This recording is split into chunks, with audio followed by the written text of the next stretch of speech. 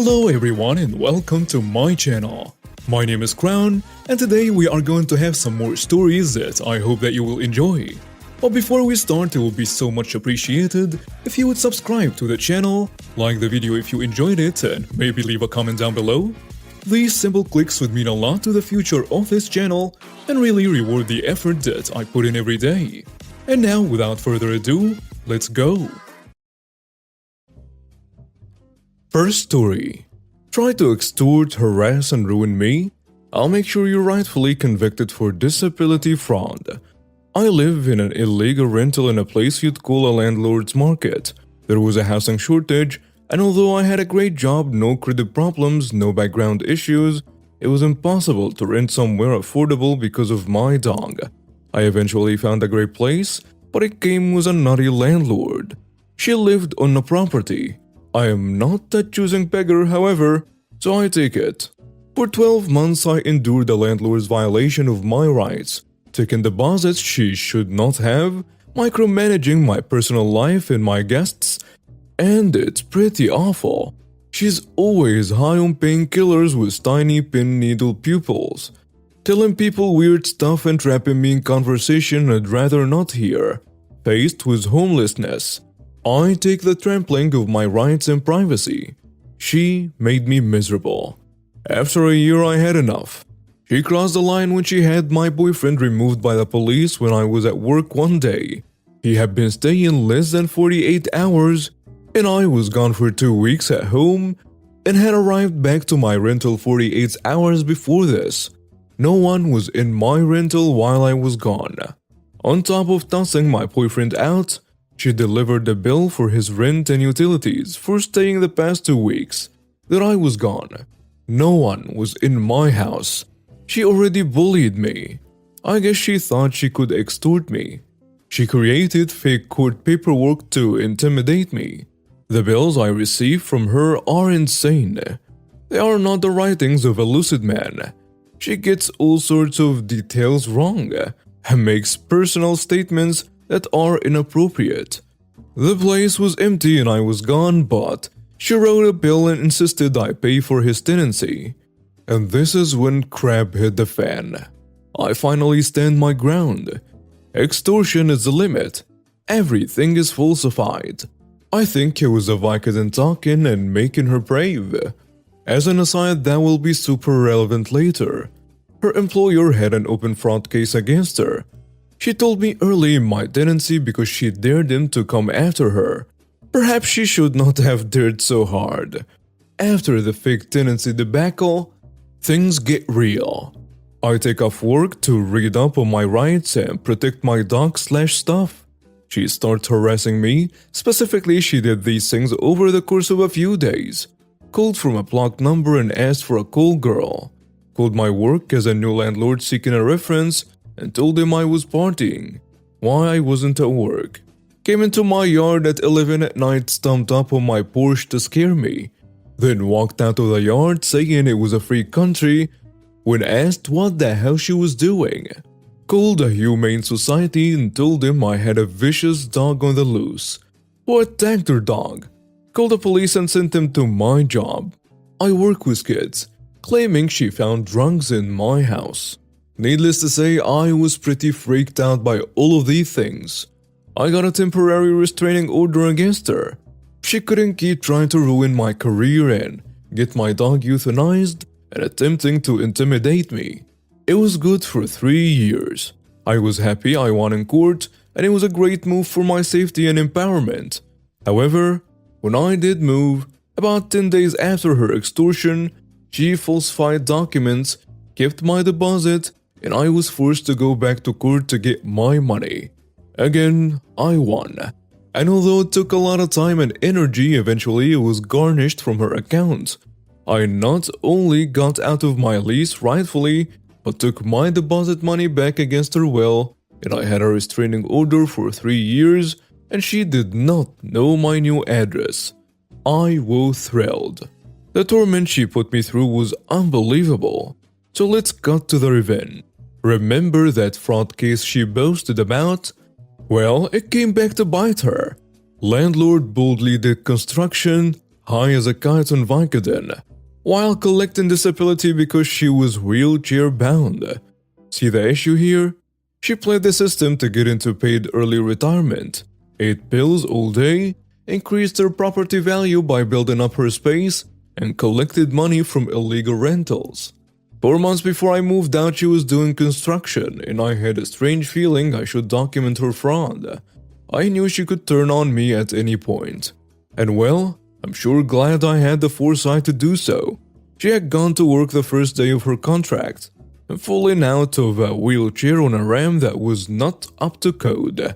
Almost 4 weeks later to the day, she was happily at home, continuing with her activities, building a tool shed from scratch, and she was doing construction. With no wheelchair. Duh. She was bold and figured she could never get caught. She was doing all sorts of physical activity. I decided to film her, made sure the date was noted. I also took pictures, and some part of me just knew I should document what I was seeing because she was an awful human who was leashing off the system. She worked in education and she couldn't be fired. Her position was tenured, and she was holding her spot while on medical leave for over 4 years. They illegally couldn't hire a new teacher. Substitutes poured in and out of her classroom. Hundreds of children missed out on a legitimate education because she held her spot. She was scum. I worked in a similar field, so I knew what damage she was doing with her actions. Back to the eviction/TRO event. Shortly after moving out, when the restraining order was in effect, I went to her employer and offered evidence in his fraud case. It was a serious state-led fraud case against her. They were going after her. He was elated that I had such strong evidence. He put me in touch with private investigators. I handed over the evidence after sitting down with them and giving my statement of her activity and how she was mobile at home. I did not have to exaggerate, and I didn't have to lie. I just told them exactly what happened. Even if she didn't burn me, I feel like I was doing my civic duty by ensuring the kids had a real teacher in their classroom instead of this piece of garbage. Months later, I called the investigators and found out my evidence was what really sealed the deal. She was convicted of disability fraud. She was fired from her position and was potentially going to pay back years' worth of disability payments. I did that. I am the reason her scam fell apart. She thought she could bully me into extortion, but she didn't. She thought she could ruin my career and hurt my dog when I stood up to her. She didn't. In fact, I won. It was what I needed to be empowered after she crapped on me. It wasn't even revenge as much as standing up for myself. If she did have to pay it back, she'd only have her house to pay with. My dream is that she lost her house, ended up a renter, and just hopes for a kind landlord. Next story. 90s MMA bully served some karma. Story takes place in the late 90s, 1998-1999. I've been training martial arts from 1994 up to the unfolding events. During this time, my primarily Hapkido class had transitioned towards a more MMA-type atmosphere as my father had trained Gracie Jiu-Jitsu, plus a multitude of various other martial arts. I was an assistant instructor. He was more than happy to help my friends grow as practitioners, or even just as a person. I've been in this class from 1996, and my dad had pre-trained me starting in 1994. So 1998 rolled around, and the entitled kid of the story is registered by the entitled mother, and is now the tallest student in the class. The kid was kinda built like Snoop Dogg, tall and lanky, with very little muscle mass compared to his height. After about a week, the entitled kid starts trash-talking people, cheating on exercises and warms up, and starts pushing the smaller students around, myself included, in the smaller student category. Little by little, the entitled kid is becoming one of the most disliked students in the whole class. Instructors are starting to notice little things here and there, and punishing the entitled kid with extra exercises, resulting in his true laziness and lack of respect for others to shine through. Sure enough, the entitled kid turned into the toxic child that even the instructors did not like. The day of reckoning. This particular day, our instructor had rented out the community amenity hall to host class as he thought it would be a good venue to teach us how to do judo roll well. There was a set of 5 stairs which led to an elevated stage area in the amenity hall, which we'd basically do half a front flip down the stairs into the judo roll on some 1-inch thick mats. After class, the entitled kid starts running around with his training gloves on and starts punching whoever he wants as hard as he wants because it's hilarious to him. Not wanting to get in trouble for getting into a fight, because my dad disciplined me physically, I tried to keep my distance until it was time to go home. So I went and waited outside the amenity hall. Apparently, the entitled kid saw me try to slip out and began chasing me, with the intention of making me his next victim. So I started running around corners, around tables.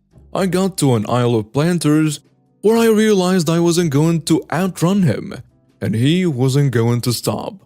So as this entitled kid was closing the gap between himself and me, I turned around with no gloves on and threw a haymaker straight right at his face.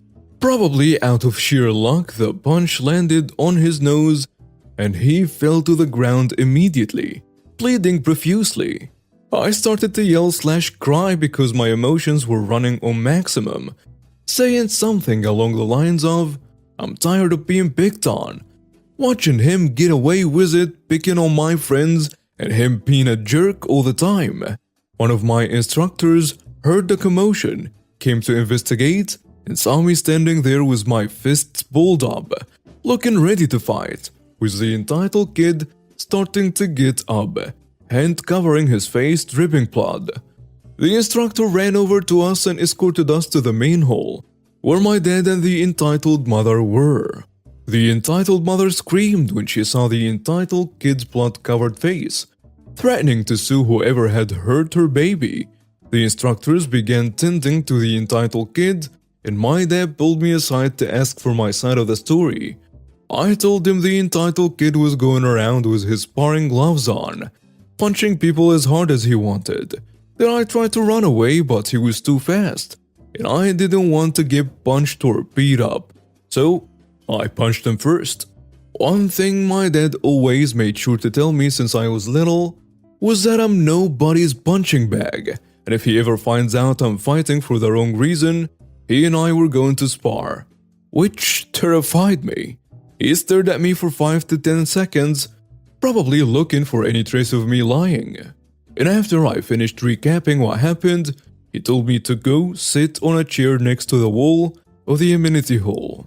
By this time, the entitled kid's face is mostly cleaned up, and the entitled mother is pinching the kid's nostrils shut with a paper towel, talking to him about who, what, why. So the kid finishes telling his mom, "I was playing tag with everyone and OP punched me in the face because he doesn't like me." I remember this next part quite clearly because it was a legendary moment for everyone in the class. My dad had just gotten about 8 to 10 feet away when he heard the last part of the entitled kid's lie. Dad says, "Sorry. Did you say that OP punched you in the face like that because he doesn't like you?" Yeah. Who exactly are you?" "Well, I'm the father of the kid that did this to your son." He points at me sitting on the chair by the wall. "My name is OP's dad, which we could have met on a better occasion. Kid, how come OP's story and yours are so different?" "Oh, really? What did he say happened?" "OP said that your son has been bullying him, and today happened to be the day that he got pushed too far." "Oh, I highly doubt that." Everybody in the class, how many of you were punched by the entitled kid today outside of practice? Then 5 people raise their hands. How many of you have seen the entitled kid bully OP or anyone else?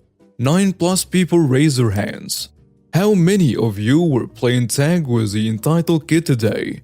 0 people raise their hands. The mother screams, "They are all lying." Wonder what a judge would think about such a conspiracy. Look, your kid isn't as much of an angel as you think he is. And the reason you don't know that is because you never stayed to watch how the entitled kid is in this class. You can ask any of the instructors in here about the entitled kid's work ethic. Why would I ask people who would obviously be on your side? I'd much rather talk to one of these so-called parents that stay for the whole class. Take your pick. There is 4 here right now. OB, get over here right now. Cue me sprinting to that side. He tells me, if this kid starts to bully you again, you have my permission to defend yourself. If you see him bullying anyone else, I expect you to speak up. Doing nothing in the presence of people getting bullied is the same as condoning it. Do you understand me? Yes, sir. Lady, if your son continues to bully our students, or my son, then you will hear about it. Any questions or comments? She tells her kid to keep pressure on his nose And tells him, we are going to see what your father thinks when we get home. Let's go. And both of them exit the amenity hall. The entitled kid ended up coming to 2 more classes after this, one of which the mother stayed for before quitting. He lived in the area where the classes were held, so my friends and I would see him now and then, but he avoided us. I hope you enjoyed the story. And now we have reached the end of today's stories. Thank you for watching and see you next time.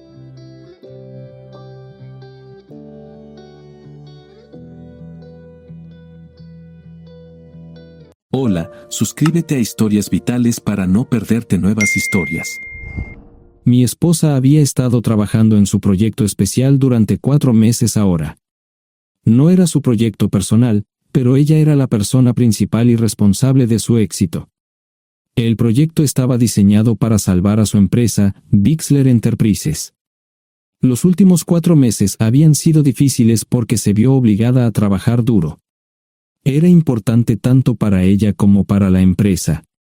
Había una buena posibilidad de que Bixler Enterprises quebrara si el proyecto no se completaba. Sara tenía una licenciatura de Albrecht y un MBA de Wharton. Era la más inteligente de la familia. Yo empecé a trabajar como mecánico de autos justo después de la secundaria y después de 21 años seguía siendo mecánico de autos. No me importaba porque me gustaba el trabajo y pagaba bien. Era suficiente para pagar la universidad de Sara y criar a 2 hijos. No vivíamos lujosamente, pero estábamos bien. Los niños ya se habían mudado, y las cosas iban bastante bien con nuestros ingresos. Sara quedó embarazada 3 meses después de casarnos a la edad de 18 años. Durante los primeros años de nuestro matrimonio, vivimos con mis padres. Ellos tenían una gran casa vacía ya que 4 de mis hermanos se habían mudado. Eso significaba que teníamos una niñera mientras Sara completaba sus primeros años de universidad. Debido a 2 embarazos, la carrera de 4 años le llevó 6 años completarla. Fue difícil, pero lo logró.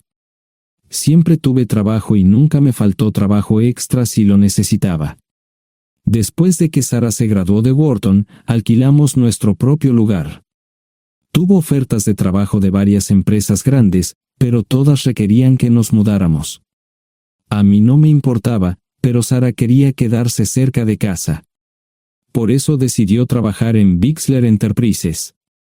Pagaba bien, pero lo más importante, le daba responsabilidad y la oportunidad de avanzar. Sara era una empleada trabajadora y dedicada. La presentación es el jueves en el Hotel Thyssen en Filadelfia. Tomé unos días libres en el trabajo para ayudarla según fuera necesario. Al final, todo lo que logré fue hacerle algo de comer cuando llegaba a casa. No sabía nada sobre su trabajo, ni tampoco quería saber, los negocios corporativos de alto nivel me aburrían. Empresarios de Europa, Asia y América del Sur venían aquí, la empresa pagaba sus boletos de avión y proporcionaba habitaciones en el Hotel Thyssen mientras estaban aquí.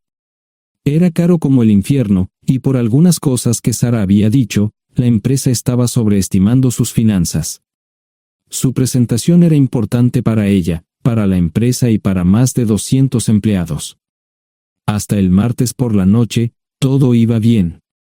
Sara llegó a casa con un traje nuevo, un traje gris con una blusa blanca. Desplegó todo lo que necesitaba en la cama de la habitación de invitados. Cuando se trataba de la limpieza de la casa, ella era normal, pero cuando se trataba del trabajo, era meticulosa. No entendía por qué necesitaba sacar su ropa interior de lujo, pero no dije nada. Además de su traje para la presentación, tenía varios vestidos de cóctel lindos para eventos sociales antes y después del evento. Siempre había evitado tales eventos, pero me sentía obligado a ir con ella si ella quería que lo hiciera. Me agradeció la oferta, pero dijo que no era necesario. Todos los materiales y equipos que necesitaba estaban guardados ordenadamente en el maletero de su Volvo. Antes de salir del trabajo, ella misma conducía el coche para asegurarse de que todo estuviera en perfectas condiciones. Tenía todo el día miércoles para prepararse y toda la noche del miércoles para socializar con sus invitados. Sara era tan buena en lo que hacía que sentía que habría sido mejor si simplemente me hubiera mantenido alejado de ella. Finalmente, había terminado. Lo había revisado y vuelto a revisar todo.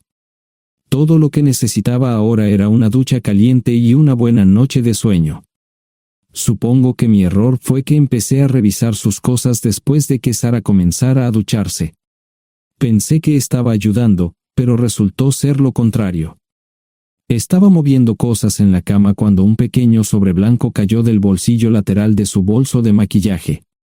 Una carta de una farmacia, pero no del tipo que solemos usar. Dentro había 10 pastillas. No tenía idea de qué era, Pren, y las instrucciones eran confusas. Si es necesario, tomar una pastilla y luego una segunda pastilla 12 horas después. Pensé que podría ser algo que ella había conseguido para la ansiedad o los nervios, pero las instrucciones no tenían sentido. La receta estaba escrita a su nombre el lunes. Volví a poner el sobre en su lugar mientras ella terminaba de ducharse. Decidí que quería saber más sobre Pren antes de contarle sobre ello. Por supuesto, si lo mencionaba, significaría que estaba revisando sus cosas. Odio los dilemas. Mientras Sara se preparaba para dormir, fui a nuestro ordenador doméstico y busqué. 10 minutos después, me uní a mi esposa bajo las sábanas.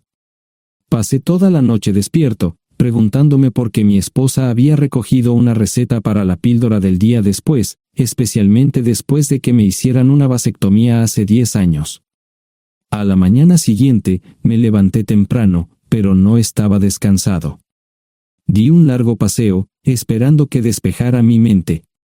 Me dirigí hacia casa con reticencia, temiendo lo que podría hacer o decir cuando llegara allí. Mi hijo Joe se unió a la Marina después de la escuela secundaria y estaba en su primer año en San Diego. Nuestra hija Gloria se casó con su amor de la infancia el año pasado y acababa de mudarse a Dallas. Eso dejaba solo a Sara y a mí. Echaba de menos a los niños, pero esperaba envejecer con mi esposa. Ella era la única mujer que me había interesado, y ahora todo estaba. Si Sara estaba teniendo una aventura, lo ocultaba bien. Por supuesto, nunca la vigilé. Nunca miré sus correos electrónicos o llamadas telefónicas. No tenía razones para hacerlo. No tenía forma de saber qué estaba haciendo en el trabajo o después del trabajo. Confiaba en ella completamente. Ion, ¿dónde demonios has estado? ¿Quieres huevos o algo? No, solo café. No me sentía con muchas ganas de hablar. ¿Qué pasa, cariño? Solo son 3 días. Puedes venir si quieres, pero te aburrirás como una ostra.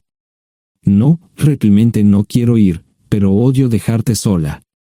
Me preocupo cuando no estás aquí. Es muy dulce, querido, pero estará bien. No voy a salir del hotel en todo este tiempo. Pasaré la mayor parte del día asegurándome de que la sala de conferencias esté lista, y esta noche tendré una agradable charla con nuestros posibles clientes. Mañana, probablemente ni siquiera tendré la oportunidad de ir al baño. Llegaré a casa lo más temprano posible el viernes, te prometo un gran fin de semana si sabes a lo que me refiero.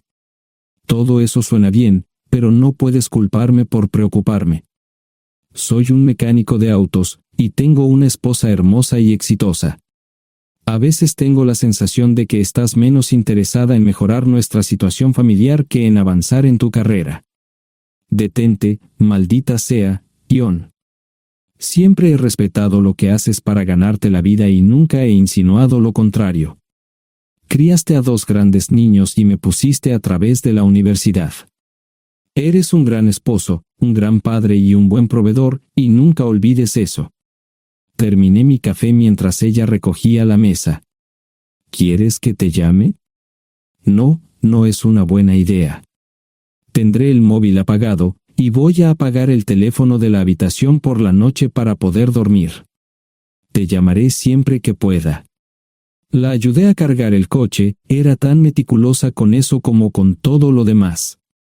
Trabajando, le llevaría 3 horas llegar al Hotel Lysen. Me quedé en el porche y la vi marcharse. No me molesté en preguntarle por las pastillas. Pasé el resto de la mañana en el porche. No recuerdo haberme preocupado tanto como ahora. Me sentía pequeño e insignificante. Me sentía fuera de mi liga. Era un tipo de pueblo con un trabajo mediocre y una esposa exitosa. Era una combinación equivocada. Debería haberlo notado antes. Me sentía estúpido. El mejor traje que tenía era una chaqueta azul y un par de pantalones. Al menos tenía algunas corbatas, aunque tenían 10 años de antigüedad. Acababa de terminar de vestirme cuando sonó el teléfono fijo. Oye, cariño, solo quería avisarte de que llegué bien. ¿Tuviste un buen viaje? Supongo que el tráfico no estaba demasiado denso. Estuvo bien. Te llamaré esta noche. Ahora tengo que irme. Estoy en la habitación 714, Sara. Puedo estar en casa de mis padres o en la de mis hermanos esta noche si quieres llamarme a mi móvil. De acuerdo. Suena el teléfono móvil. Te quiero, tengo que irme. Me tomé mi tiempo para llegar a Filadelfia. No fui directo al Lysen, primero me detuve y compré un filete con queso. Prometí hacer una larga noche. No estaba seguro de qué iba a hacer. Estacioné en el garaje del hotel y simplemente esperé. Tarde o temprano, tenía que entrar en el hotel. Simplemente no podía decidir cuándo hacerlo. El sonido de mi teléfono celular me ayudó a tomar mi decisión. Ion, solo quería avisarte de que todo se ha arreglado. Ahora voy a bajar para encontrarme con algunas personas y cenar. No olvidaste nada, ¿verdad? No, todo está bien. Tengo todo en mi habitación para mañana. ¿Necesitas algo? No, Ion, relájate. Voy a apagar mi teléfono. Te llamaré mañana por la mañana. ¿De acuerdo? Ríe, diviértete. No es divertido, Ion, es trabajo. No parecía estar demasiado fuera de lugar. El vestíbulo, el restaurante y las salas de conferencias estaban llenos de gente, así que pude pasar desapercibido. Había un folleto pequeño y bonito que mostraba el diseño de todas las habitaciones del hotel. Me paseé por las diferentes habitaciones y me detuve en las paredes, mirando alrededor entre la multitud. No tenía ni idea de qué haría si Sara me veía. Lo averiguaría si y cuando eso sucediera. Encontré un tablero de eventos que enumeraba todas las habitaciones que estaban siendo utilizadas por los diversos grupos. Bixler Enterprises no tenía habitaciones disponibles para el miércoles por la noche. Esto me pareció interesante. Sara había dicho que no iba a salir del hotel, pero ahora no estaba tan seguro de eso. Había 3 comedores, familiar, informal y de alta cocina. A Sara no le gustaba mucho cenar con niños, así que fui primero al comedor informal. Solo me llevó 5 minutos asegurarme de que no estaba allí. Tuve mejor suerte en el salón gourmet, era una acogedora mesita encajada en la esquina, el tipo de mesa que la gente reserva para tener un encuentro privado. Sara llevaba un vestido de cóctel negro con un escote pronunciado y perlas, se veía elegante y su acompañante parecía apreciarlo. Conocía a algunas personas con las que trabajaba Sara y él no era una de ellas. Me resultaba familiar, pero no había forma de que pudiera recordarlo. Había muchas sillas libres, así que no tuve problemas para cruzar la sala. Había velas y pequeños candelabros de cristal en las mesas. Apagué la mía y le dije al camarero que me molestaba por el glaucoma. Pedí el plato de pollo de siempre y me acomodé. El camarero me sirvió el café por tercera vez. Disculpe, el tipo en la mesa de enfrente me parece muy familiar. ¿Sabes quién es? Sí, ese es Malcolm Eugene Foote. Es miembro del Consejo Municipal, se espera que se postule para el Congreso en los próximos años. ¿Es esa su esposa con él? Es muy bonita. No, esta es la primera vez que la veo. Siempre usa esa mesa para señoras especiales, si me entiende. Simplemente le sonreí y pedí la cuenta. Nunca había visto a Sara tan sensual con un hombre antes. Parecía captar cada palabra que decía, como si fuera Dios o algo así. No estaban haciendo nada inapropiado, pero tampoco era platónico ni profesional. Cuando me fui, estaban terminando su segunda botella de vino. Ahora entendía por qué se había llevado su lencería elegante. Me acomodé en una esquina del vestíbulo para que no me vieran. 10 minutos después, salieron del restaurante. Ella le tomaba la mano mientras caminaban por el vestíbulo hacia el ascensor. Observé cuidadosamente los indicadores de piso. Que el ascensor se detuviera en el tercer piso era una buena señal, significaba que no lo había llevado a su habitación. Era una mala señal cuando el ascensor no llegaba al séptimo piso, significaba que ella fue a su habitación. Por si acaso me equivocaba en algo, me senté en el vestíbulo y observé el ascensor durante 1 hora. La gente entraba y salía, pero Sara no estaba entre ellos. Saqué mi maleta vacía del coche y me dirigí al mostrador de recepción. Aunque podía demostrar que era su esposo, me costó trabajo conseguir una tarjeta llave. Se dieron después de llamar a la habitación, pero nadie respondió. Finalmente, estaba en camino a la habitación 714 con la tarjeta llave. Ni siquiera encendí las luces al principio, simplemente me senté en la oscuridad de la habitación durante más de 1 hora. No fue difícil asegurarme de que no regresara a la habitación. Primero, empacé todas sus ropas y pertenencias personales. No dejé nada atrás. Revisé el paquete de Preven, todavía quedaban 10 pastillas en el tocador. De manera muy ordenada, estaban todos los artículos que necesitaría para su presentación al día siguiente. Comencé a llenar la maleta. Había 24 carpetas promocionales especialmente encuadernadas y otras 20 carpetas regulares, todas ellas fueron a la maleta.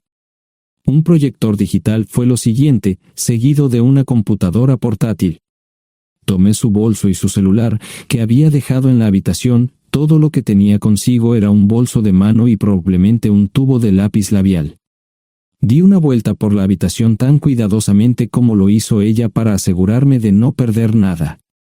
Una vez satisfecho, dejé las llaves del coche y mi anillo de bodas en el tocador. Aparte de esos 2 objetos, la habitación estaba completamente vacía.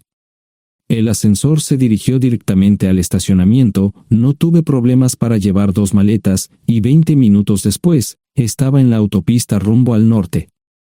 Pasaban las 3 de la madrugada, no tenía idea de que había pasado tanto tiempo. 1 hora o 2 después, sonó mi teléfono celular, la identificación de llamadas mostraba el número del Listen. ¿Ion? Sí, ¿dónde estás? Estaré en casa pronto. Eso fue todo lo que dije. Hubo silencio en el otro extremo de la línea. Los vendedores tienen un viejo dicho, el primero que habla pierde. Pareció una eternidad antes de que ella hablara. Ion, lo siento.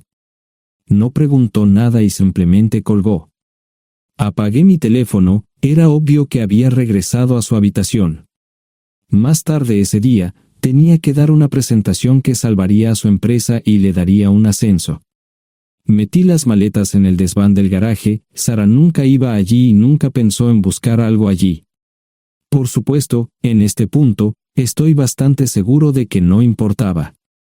Primero, recogí todas mis ropas y pertenencias personales. La mayoría de los hombres tienen sus propias herramientas, generalmente es un requisito para el trabajo.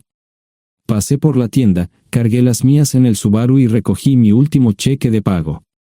Para entonces, los bancos ya estaban abiertos, no tuve que hacer ninguna manipulación financiera complicada. Simplemente retiré todo el dinero de mis cuentas. Almorcé en Hagerstown, Maryland. Tenía suficiente dinero para vivir durante unos años, pero sabía que estaría buscando trabajo muy pronto. Sara y yo éramos parecidos en eso de que a ambos nos encantaba trabajar. La voy a extrañar. Pasé un par de horas en las cuevas del Uray y alquilé una habitación cerca de Whitewell. No tenía idea de qué iba a hacer. Era sábado, y me encontré sentado en el acuario de Chattanooga, observando la naturaleza que nunca había visto antes. Pasé unas horas simplemente relajándome y decidí que era un buen lugar para estar. Compré un pase anual para el acuario y, para la hora de la cena, tenía un lugar donde quedarme. Era un remolque móvil en el parque, pero estaba amueblado y era económico. No necesitaba mucho. La primera cosa que haría el lunes por la mañana sería conseguir un trabajo. Un buen hombre de mantenimiento siempre puede conseguir un trabajo, especialmente si está dispuesto a trabajar duro. Podría permanecer discreto hasta que fuera el momento de renovar mi licencia de conducir o las etiquetas del coche. Me preocuparé por eso cuando llegue el momento. El domingo por la tarde, llamé a Gloria. Me sentí obligado a informarle sobre lo que estaba sucediendo, pero Sara ya se lo había contado. Fue bastante franca con Gloria sobre lo que había pasado. Dijo que había engañado, que la sorprendí, que me fui y que ella perdió su trabajo. Me sentí mal porque ella perdió su trabajo, pero ese era el precio que tenía que pagar. Le pedí a Gloria que le dijera a Josh lo que estaba sucediendo la próxima vez que hablara con él. También le dije que la llamaría aproximadamente una vez al mes para verificar cómo iban las cosas. No le dije dónde estaba. Para el mediodía del día siguiente, tenía un trabajo. En realidad, estaba a poca distancia del parque de remolques, con el Waffle House a mitad de camino. ¿Qué más podría querer un hombre? No sé cómo manejaron el papeleo, pero me estaban pagando $20 por hora sin hacer preguntas. Estaba feliz, y ellos también.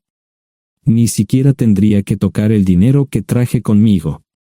Unos 2 meses después, Gloria me informó que Sara se había mudado de la casa y estaba viviendo con sus padres. Gloria no sabía nada más, pero estaba feliz de que estuviera estable y le estuviera yendo bien. Josh me llamó desde San Diego solo para informarme que iba a hacer un crucero.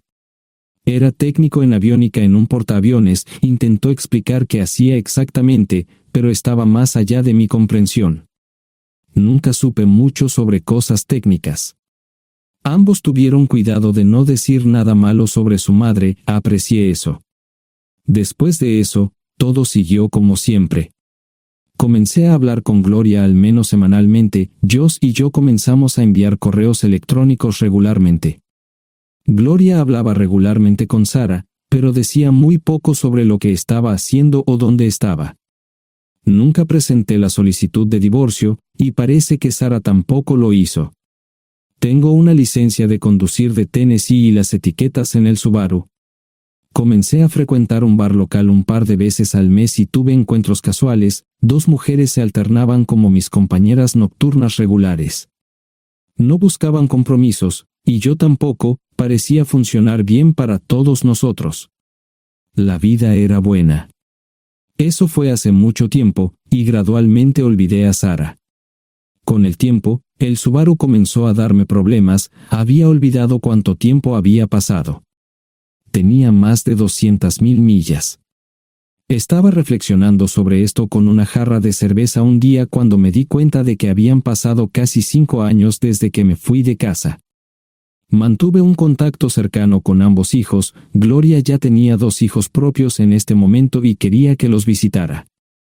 Josh casi se casó con una mujer tailandesa, pero en el último momento, se negó. Por lo general, trabajaba 6 días a la semana y usaba el domingo para recuperarme del sábado por la noche. No había ninguna buena razón para que alguien llamara a la puerta de mi remolque a las 6 de la mañana de un viernes. Su grosería fue recompensada por un hombre medio desnudo abriendo la puerta. Los calzoncillos del día son repugnantes, y la dama en la puerta, juzgando por la expresión en su rostro, estuvo de acuerdo conmigo. Ella apartó la mirada, pero su compañero no parecía impresionado. Norm habría usado pantalones, pero en un momento como este, los invitados me molestaron. Estamos buscando a John Terrell.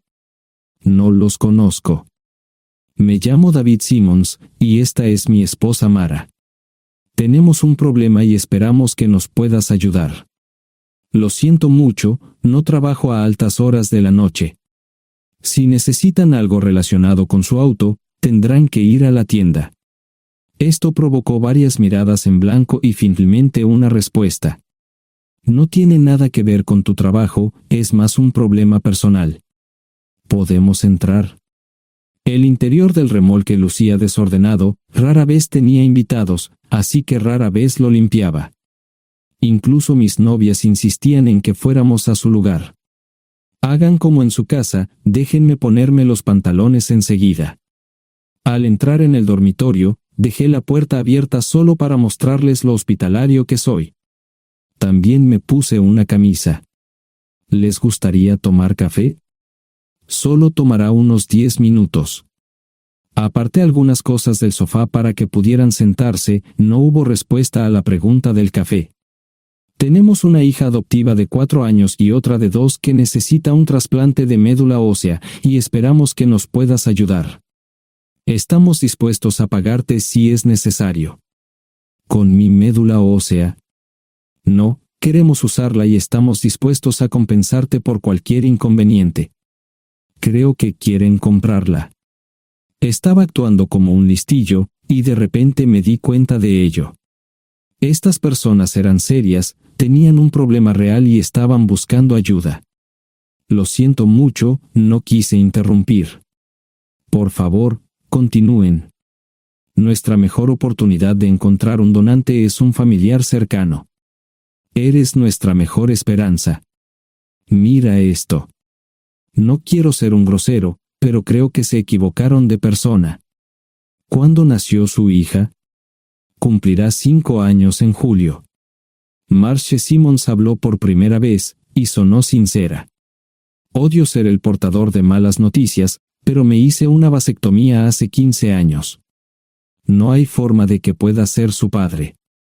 ¿Por qué tu nombre estaba en el certificado de nacimiento?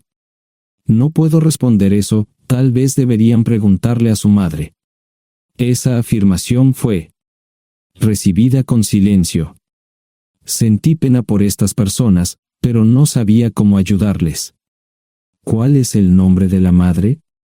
Sarah Lise Terrell. No encontraba las palabras. Tal vez no debería haber tomado esas malditas pastillas de ella, por supuesto, entonces esas personas no tendrían una hija en absoluto. Todo lo que pensaba que había superado el dolor, y aquí está de nuevo, viejos recuerdos de mi esposa teniendo relaciones sexuales con ese maldito político de Filadelfia. Estaba empezando a olvidarlo todo, y ahora estaba de vuelta. Maldita sea. Ahora entiendo y pido disculpas por mi grosería e insensibilidad. Haré todo lo que esté en mi poder para ayudarles. En primer lugar, porque no puede Sara hacerse un trasplante de médula ósea. Médicamente, no puede. ¿Por qué no? Es madre, tiene que ser una donante adecuada. Oh, ella es una donante adecuada, pero está demasiado enferma. Los médicos se negaron siquiera a considerar utilizarla. ¿Enferma de qué? Está muriendo de insuficiencia hepática. Le quedan menos de 6 meses de vida. Esto no tiene sentido. Siempre ha estado perfectamente sana. Además, no creo que un hígado enfermo le impida donar médula ósea. El hospital no aceptará su firma en el formulario de consentimiento. ¿Estás diciendo que hay algo mal en su cabeza? Ambos me miraron en silencio, sabían la respuesta, pero no querían decirlo. En ese momento, no quería que se sintieran aún más incómodos. Hace 10 minutos, no me importaban, pero ahora sentía que tenía que protegerlos y ayudarlos. ¿Cómo sucedió esto? ¿Podría alguno de mis hijos ayudar? Quizás, pero pensamos que eras nuestra mejor esperanza. ¿Por qué no van tras su padre, su verdadero padre? Pensamos que eras tú. No tenemos ni idea de quién más podría ser. Sara no nos dijo nada sobre otro posible padre. De hecho, ella no estaba en condiciones de explicar nada, agregó Mara. Obtuvimos la mayoría de nuestra información de la agencia de adopción. Tuve que preparar café y hacer pis, permítanme un momento. Dejé a mis invitados sentados mientras preparaba el café. Solo tomó unos minutos. Mientras se preparaba, fui al baño, algo que necesitaba hacer urgentemente. Traté de ser discreto, ya había avergonzado lo suficiente a Mara. ¿Dónde viven? En Westchester, Pensilvania. Les haré una oferta. Si les digo quién es el verdadero padre de su hija, deben prometerme que lo perseguirán sin descanso hasta obtener lo que desean. ¿De qué estás hablando? El padre de su hija es un político prominente en Pensilvania. Por supuesto, negará todo y probablemente les proporcionará documentos legales para detener sus esfuerzos. Si acuerdan presionar lo suficiente para que él admita que la niña es suya, podrán avergonzarlo y obligarlo a hacerse un trasplante de médula ósea. Eso es lo que quieren, ¿verdad? Sí, claro, pero ¿cómo hacemos eso? No lo sé. Soy mecánico. Trabajo con metal para ganarme la vida. Creo que la mejor manera sería utilizar la televisión, la radio y los periódicos. Los políticos harán cualquier cosa para evitar una mala publicidad. ¿Tienen amigos que puedan ayudar? Bueno, ahora ambos estaban sonriendo. Debo haber dicho algo que les dio esperanza. Creo que podemos hacer esto. ¿Quién demonios es él? Malcolm Eugene Foote. Se postula para el Senado de los Estados Unidos. Apuesto a que hará cualquier cosa para evitar una mala publicidad. El café estaba listo, pero David y Marchen no podían esperar para llegar a casa. Antes de irse, les dije cómo ponerse en contacto con Gloria y Josh en caso de que los necesitaran. Estaba seguro de que ayudarían. También les pedí que me dijeran dónde estaba Sara. Probablemente estaría en Pensacola antes de que ellos regresaran a Westchester. Me corté el pelo y compré una camisa nueva. Sara era una tramposa que arruinó mi vida, pero aún así quería lucir bien cuando la viera. Era otro remolque, pero esta vez era un bonito doble nuevo. Allí estaba su Volvo con una llanta desinflada y un parabrisas roto. La mujer que abrió la puerta no era Sara, parecía que la habían empapado fuerte y la habían dejado empapada. Tenía al menos 45, tal vez 50, y debió haber tenido una vida difícil. La falta de maquillaje no ayudaba, y simplemente se veía horrible. No tuve la oportunidad de abrir la boca. Caray, si no es John Terrell. Nunca esperé verte aquí. Tuve que usar la vieja línea, me estás poniendo en desventaja. Sherry Hart. Pasa, entra. ¿Quieres una cerveza? No, pero gracias. Estoy aquí para ver a Sara. Sherry cruzó la habitación y se detuvo en el buffet del comedor. Aquí está, John. Mírala todo lo que quieras. Su mano señalaba una urna de latón que estaba en el centro del buffet vacío. Supongo que llegué demasiado tarde. No me moví, solo me quedé mirando el contenedor frente a mí. ¿Puedo tomar una cerveza ahora? Sara se mudó a Pensacola después de dar a su bebé en adopción. Compró el remolque con el dinero que recibió de Bixler Enterprises después de que la despidieron. Tenía una participación en las ganancias, 401k, y vacaciones y días de enfermedad. Eventualmente, consiguió un trabajo en una fábrica local de prendas de vestir donde trabajaba en el departamento de envíos. Allí fue donde conoció a Serry. Serry alquilaba una habitación de Sara. Cada centavo que Sara ganaba iba para el alcohol. Empezó con vino y gradualmente pasó a bebidas más fuertes, las más baratas. Eventualmente, perdió su trabajo debido a su alcoholismo y se vio obligada a usar sus ahorros. Nunca salió con nadie ni salió a ningún lado. Serry se quedó con ella, pagó sus servicios públicos y compró alimentos que Sara no comía. Le llevó más de 3 años quitarse la vida. Increíblemente, ella tenía un testamento y me dejó un doble remolque y un Volvo. Serry explicó que Sara estaba tan angustiada por lo que había hecho que simplemente se rindió. No intentó evitar el embarazo ni siquiera terminarlo. La adopción se había arreglado meses antes de que naciera el bebé. Nunca volvió a trabajar, excepto en los trabajos clandestinos que hacía mal. Serry dijo que Sara no parecía tener ambición ni propósito en la vida. Sara hablaba mucho de mí pero tenía miedo de intentar contactarme. Gloria le dio mi número, pero nunca me llamó. Era como si su aventura de una noche la hubiera lastimado más a ella que a mí. Estuve allí durante 2 semanas y luego vendí el remolque de Serry por $1 y obtuve $3,000 por el Volvo. 2 días después, estaba en Westchester visitando a mis nuevos amigos David y Marche. Malcolm Eugene Foot resistió al principio, pero David y Marche lo presionaron hasta que cedió. Insistió en pruebas de ADN, que demostraron que era el padre. Para salvar la cara, más o menos lo obligaron a someterse a un trasplante de médula ósea, que fue exitoso. La carrera política y la vida familiar de Malcolm no dejaron una impresión favorable. Su caída en las encuestas fue tan rápida que el partido lo reemplazó por otro candidato unos meses antes de las elecciones. Su esposa solicitó el divorcio y fue muy pública al respecto. Sara y yo estamos viajando ahora a Dallas para ver a Gloria y a mis nietos. No sé cuánto tiempo mantendré a Sara conmigo, probablemente hasta que tenga a alguien.